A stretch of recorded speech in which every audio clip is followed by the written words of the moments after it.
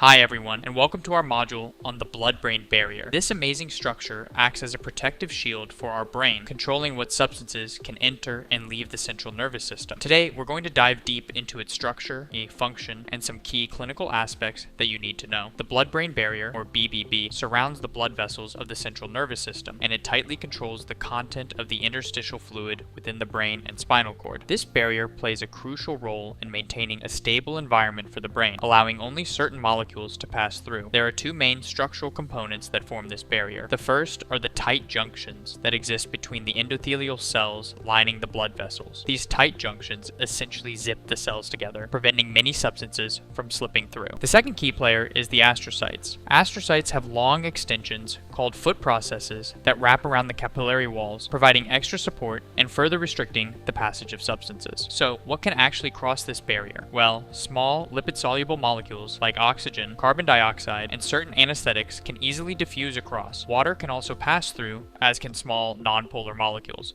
But larger molecules, such as bacteria, most drugs, and certain toxins, are blocked. This helps protect our brain from harmful substances. However, essential nutrients like glucose and amino acids can't cross directly either. Instead, they use special carrier-mediated transport proteins that allow them to cross the barrier and reach brain cells. Now, there are some regions of the brain where the blood-brain barrier is absent or less strict. These regions are called circumventricular organs, or CVOs. They're found around the brain's ventricles, which are fluid-filled cavities in the brain. CVOs allow the brain to communicate directly with the bloodstream without the restrictions of the blood-brain barrier. There are four key CVOs that you need to know about: the area postrema, the OVLT, the subfornical organ, and the median eminence of the hypothalamus. Let's start with the area postrema. This structure is sometimes called the vomit center because it's involved in triggering nausea and vomiting, especially in response to toxins or chemotherapy drugs. It's located at the bottom end of the fourth ventricle, and because it lies outside the blood-brain barrier, it can detect toxins in the blood and send signals to the brain to induce vomiting. Next, we have the OVLT, which stands for the organum vasculosum of the lamina terminalis. This CVO sits on the anterior wall of the third ventricle and contains osmosensory neurons. It monitors the osmolarity of the blood, meaning it helps the brain detect changes in the concentration of solutes in our bloodstream. Another important CVO is the subfornical organ, or SFO, which is found in the anterior wall of the third ventricle. The SFO has angiotensin receptors and communicates with other brain regions to help regulate fluid balance and blood pressure. Finally, we have the median eminence of the hypothalamus. This area allows the hypothalamus to release hormones directly into the bloodstream,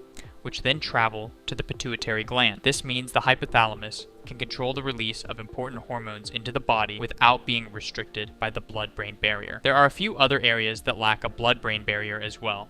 For example, the posterior pituitary gland releases hormones like oxytocin and ADH directly into the bloodstream. Similarly, the pineal gland releases melatonin, which helps regulate our sleep-wake cycle. Sometimes, the blood-brain barrier can break down, leading to a condition called vasogenic or cerebral edema. This happens when there's a breakdown of the blood-brain barrier, often due to trauma or stroke. When the barrier is disrupted, fluids can leak into the brain tissue, causing swelling and increased pressure. This is a serious condition that can lead to brain herniation if not treated promptly. Alright, as a quick recap, the blood-brain barrier is an essential protective shield that maintains a stable environment for the brain. It's formed by tight junctions and astrocyte foot processes and allows selective entry of molecules. Although there are some areas of the brain without this barrier, like the circumventricular organs, it remains crucial in protecting the central nervous system. If you found this module helpful, be sure to subscribe to King of the Curve for more educational content. Until next time, keep learning and stay curious.